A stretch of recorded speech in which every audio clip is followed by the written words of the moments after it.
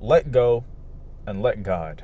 Like, genuinely letting go and letting God do its thing, the universe. Just let the universe handle what you can't handle, you know?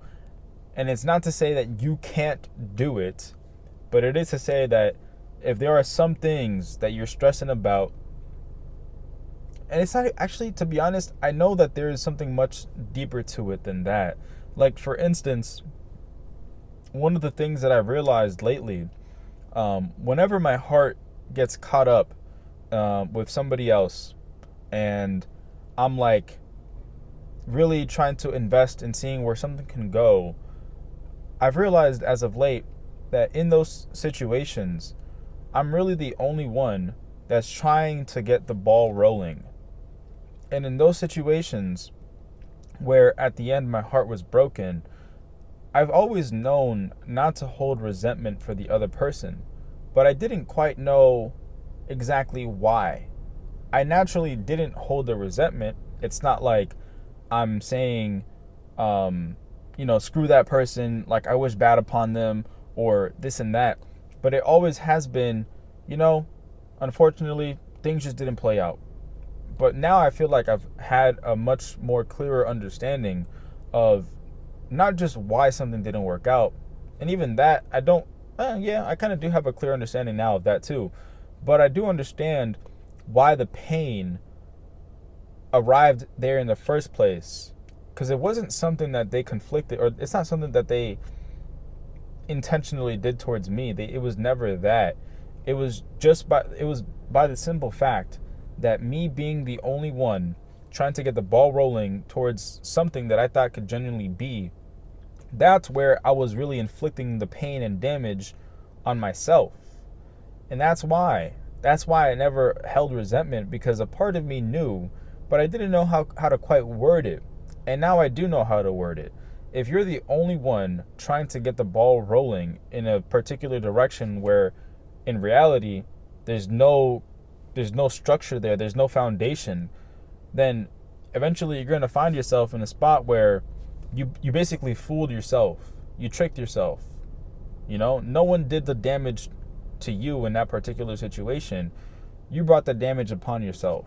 You know, um, that's really kind of like a big realization that I had as of late, where I'm like, oh yeah, when things look like they could potentially go somewhere in my mind, in my head, because of how some things have played out, whether it be someone says something nice, or they do something that implies to me that I think that this could potentially go somewhere. Even some of the subtlest things, sometimes it was a very subtle thing that someone did or said that I'm thinking, okay, I feel for this person. I think it can go somewhere. Sometimes it wasn't so subtle, and sometimes what they did or said, it was like, oh, that implies to me that we could be more as friends. And then in reality, that's just not how things played out.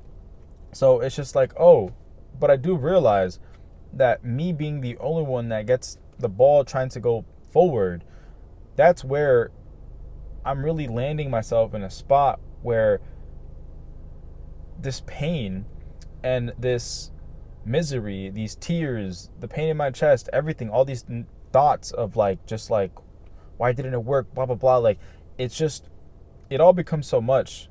But then realizing that, oh yeah, it really does take two to tango. It really does take two to really get the ball moving forward beyond what you imagined it could possibly go forward.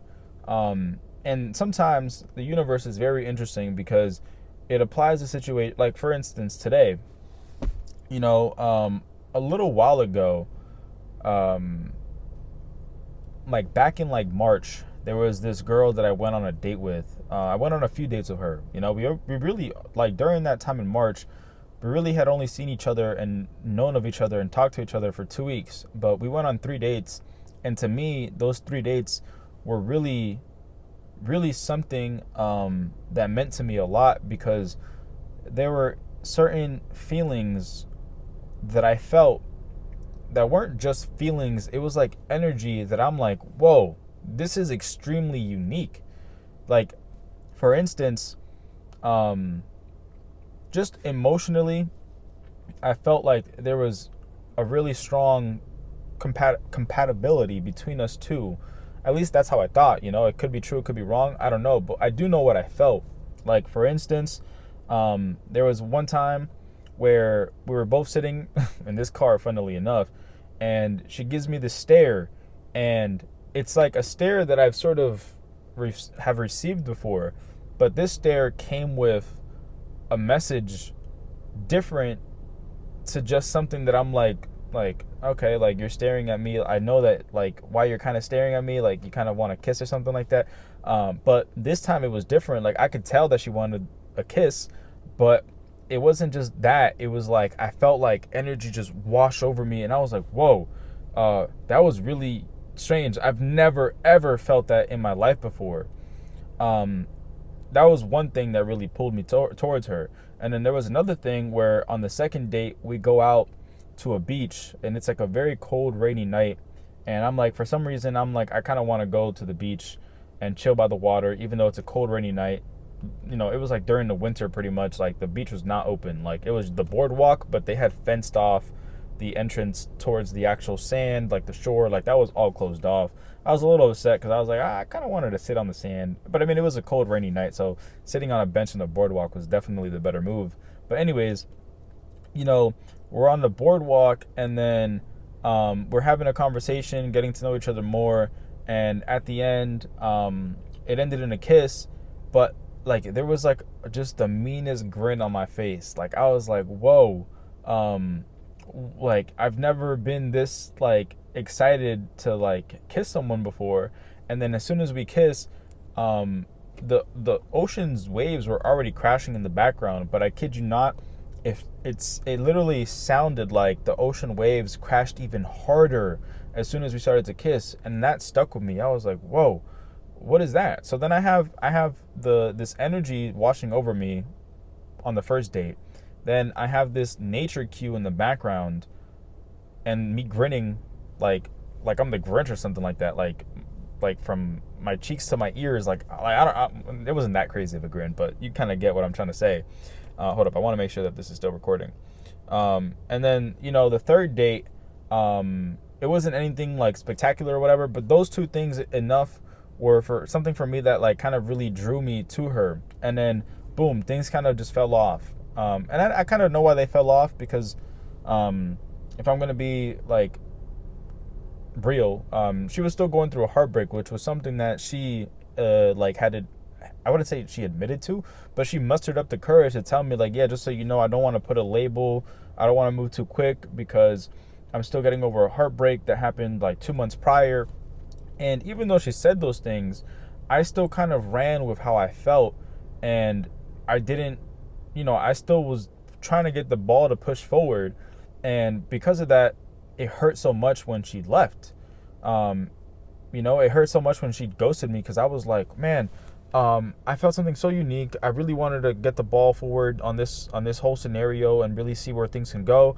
And then it just didn't work out. And I was like, man, that really blows. Like, that really blows. What's that about, But pushing the ball forward and being the only one that's trying to push the ball forward in any situation, it really takes a community. It really takes not just an effort of one person, but it takes efforts of two people, sometimes more than two people, not in a romantic thing. But I mean, sometimes maybe like you can have the advice of other people, but you know what I mean. Don't do that. Don't do that weird. I'm not gonna say it's weird. To each their own.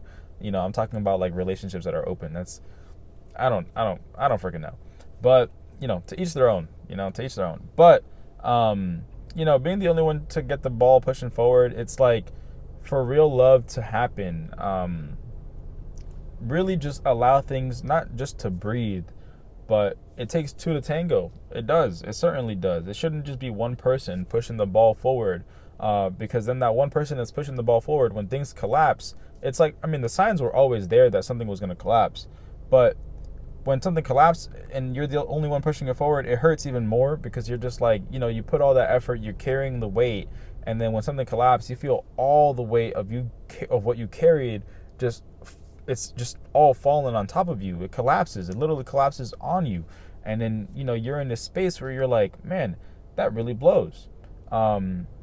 But that situation for me, it meant more than just the feelings that I felt or the mysterious cues of the universe, because that was for me my second heartbreak. And after my first heartbreak, I thought, man, like if it wasn't her, the first heartbreak that I had, I don't think it could be anybody. And then when I had the second heartbreak, I was like, oh wait a minute, hold up, it can be anybody that I experience this something. I wouldn't say anybody, but I can experience this again. It's not like the universe is closed off and like I'm all by myself now. Like the universe is very much capable of applying a situation to you when you're ready for it. It's just like, I just at that time I felt like, oh man, things are really just not working out. And but when I had the second heartbreak, that one still hurt, but to me it was like, oh, okay, I can still feel something. Like, like I thought it was completely gone with the first person, but I was like, okay, at least I can still feel something.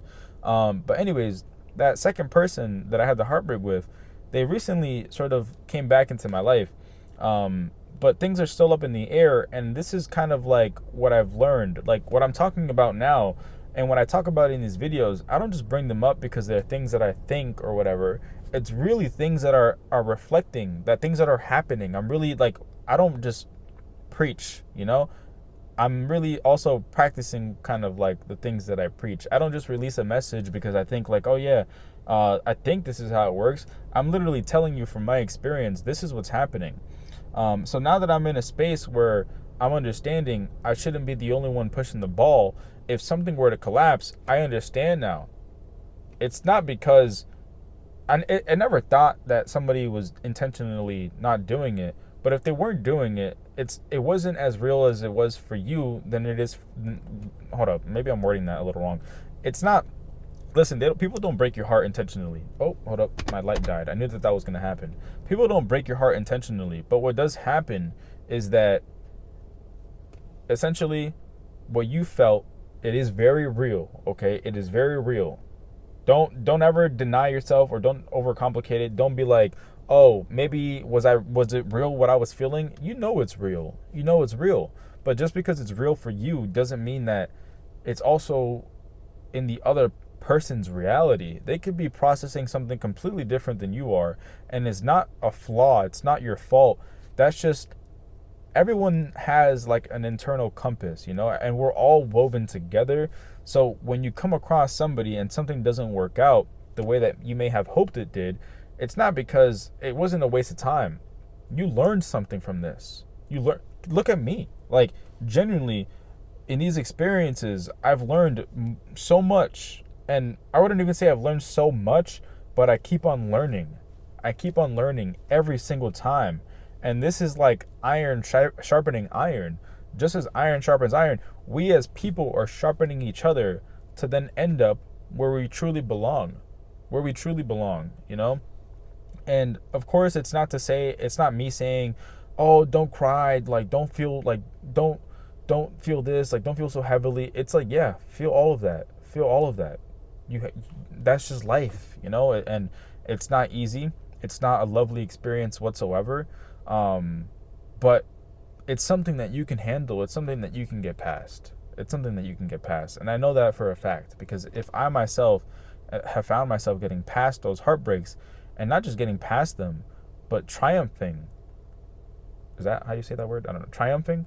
Yeah, not just getting past it, but triumphing and like literally being like I'm rising more and more every time through these experiences. It's like, yeah, you know what?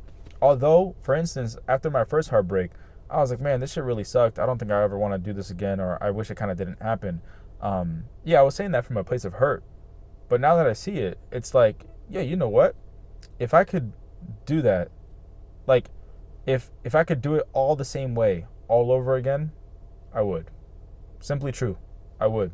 I know that it hurt a lot in the moment, but the lessons, the knowledge, the wisdom that I've gained from these experiences, it's like, yeah, I've learned at the end of the day, sometimes it really is just letting go and letting God, letting the universe take care of you, Like, and if the experiences that I've had in the past, if I haven't had them, what man would I be to this, like this day? Like, the man that I would not be without what I've gone through. And that's going to be going on to the day that this body passes. And that's for each and every one of us. I think I wanted to say more, but let's see where I'm at with this video, because I don't want to go like over the 20-minute mark. I'm already 18 minutes in. I can always come out and record another one. But like another thing too, I feel like these videos are generally getting better and better over time. And it's interesting to think that maybe I'm nowhere near close to where the potential of this can really go to. I have no clue, but one thing about letting go and letting God is generally being open to receiving what the universe gives you, because the things that the universe gives you are as true as the truest parts of yourself. Those things are meant for you. So that's it. Before a police officer pulls up on me, I'm gonna head home. Now go enjoy your life, and I really do mean that. That's it.